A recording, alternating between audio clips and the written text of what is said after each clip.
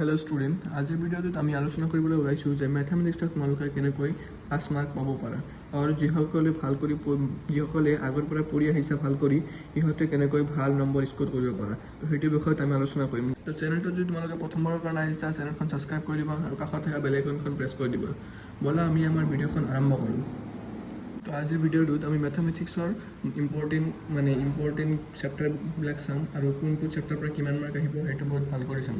তো চেপ্টাৰকেইটা গম পালে যে কোনটো চেপ্টাৰৰ পৰা কিমান মাৰ্ক আহিব, তোমালোকে ভাল কৰি বহুত ভাল এটা স্ক'ৰ কৰিব পাৰিবা আৰু মেথামেটিক্সক স্ক'ৰ কৰা বহুত ইজি হয়। ভিডিঅ'ৰ শেষৰ ফালে তোমালোকক কিছুমান পইণ্ট কৈ দিম, যিবিলাক পইণ্টত ফ'ল' কৰা তেন্তে তোমালোকে বহুত ভাল মাৰ্ক স্ক'ৰ কৰিব পাৰা। তো ভিডিঅ'টো স্কিপ নকৰাকৈ সম্পূৰ্ণ ভিডিঅ'টো চাবা।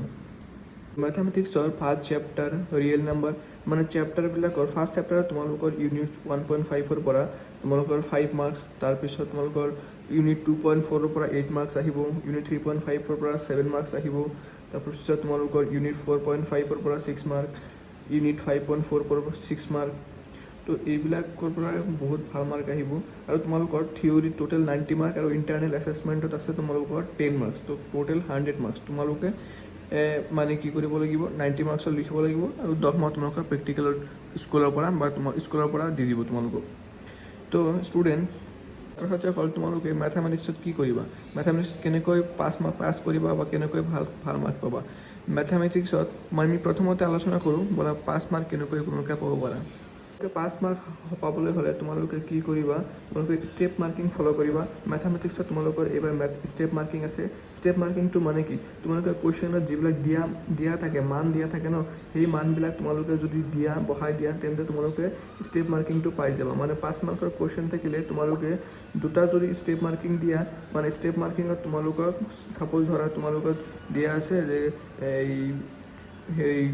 গুৱাহাটীৰ পৰা আমাৰ ধুবুৰীলৈ ইমান কিলোমিটাৰ আছে। তো ইমান কিলোমিটাৰ যদি আমি ইমান স্পীডত যাওঁ, তো আমি কিমান কিলোমিটাৰ স্পীড কভাৰ কৰিব পাৰোঁ বা কিমান কিলোমিটাৰ কভাৰ কৰিব পাৰোঁ।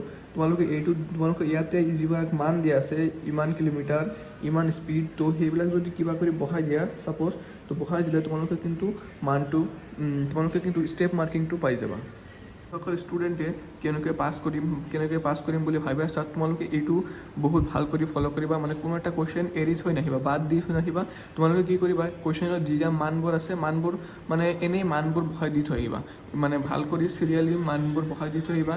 তো মানবোৰ বহাই দি থ'লে তোমালোকে ষ্টেপ মাৰ্কিং পাই যাবা। এটা কুৱেশ্যনত 3 মাৰ্ক থাকিলে তোমালোকক নিশ্চয় 1 মাৰ্ক দিব। 1 মাৰ্ক পালেও 1 মাৰ্কটো কিমান গুৰুত্বপূৰ্ণ পাছ কৰিবলৈ তোমালোকে জানাই নিশ্চয়। সকলে ভাল মাৰ্ক পাব বিচৰা মেথামেটিক্সত, তো সিসকলৰ কাৰণে তোমালোকে কোনো এটা কুৱেশ্যন বাদ দি থৈ নাহিবা। তোমালোকেও ষ্টেপ মাৰ্কিং ফ'ল' কৰিবা আৰু তোমালোকে বেছি নকৰিবা, কাটি নকৰিবা এক্সাম হলত। মেথামেটিক্সত জেনেৰেলি দেখা যায় বহুত ষ্টুডেণ্টে কাটি বহুত ধৰণৰ ইৰেজাৰ, শ্বাৰ্পনাৰ আৰু তোমালোকে ড্ৰয়িং যিবিলাক ফিগাৰ আছে, ফিগাৰকেইটা ড্ৰ কৰিবা মেথামেটিক্সত আৰু তোমালোকে ভাল কৰি নিট এণ্ড ক্লিন কৰি পেপাৰ প্ৰেজেণ্টেশ্যন দিবা। তাৰপিছত তোমালোকৰ ফ্ৰণ্ট পেজত নাম, ৰোল নম্বৰ এইবোৰ লিখোঁতে ভুল নকৰিবা আৰু হেণ্ডৰাইটিংখন চেষ্টা কৰিবা যাতে হেণ্ডৰাইটিংখন ভাল হয়। বিকজ তোমাৰ পেপাৰ চাওঁতে যদি তোমাৰ টিচাৰৰ ইম্প্ৰেশ্যনটো বহুত ভাল হয়, তেন্তে তোমালোকে ভাল মাৰ্কছ এটা পোৱাৰ সম্ভাৱনা থাকে। অকল তোমালোকে এই ষ্টেপ মাৰ্কিংটো, যিটো মেইন ষ্টেপ মাৰ্কিং আছে, সেই ষ্টেপ মাৰ্কিংটো ভাল কৰি ফ'ল' কৰিবা আৰু তোমালোকে চেষ্টা কৰিবা যাতে পেপাৰখন কাটা চিঙা বেছি নহয়। ঠিক আছে, কিবা ভুল হৈছে কাটি দিয়া, এবাৰে কাটা, সেইটোৰ ওপৰত পূৰা কাটি জেম লগাই দিব নালাগে। তোমালোকে অলপ এটা ডাইৰেক্ট আঁচ দি কাটি দিয়া বাছ, আৰু কাটিব নালাগে। তো ছাত্ৰ-ছাত্ৰীসকল, আজিৰ ভিডিঅ'টো আমি ইমানতে শেষ কৰিছোঁ। যদি কোনোবাই চেনেলখনত নতুন আহিছা তেন্তে চেনেলখন ছাবস্ক্ৰাইব কৰি দিবা আৰু ভিডিঅ'টো তাতে লাইক কৰি দিবা আৰু শ্বেয়াৰ কৰি দিবা।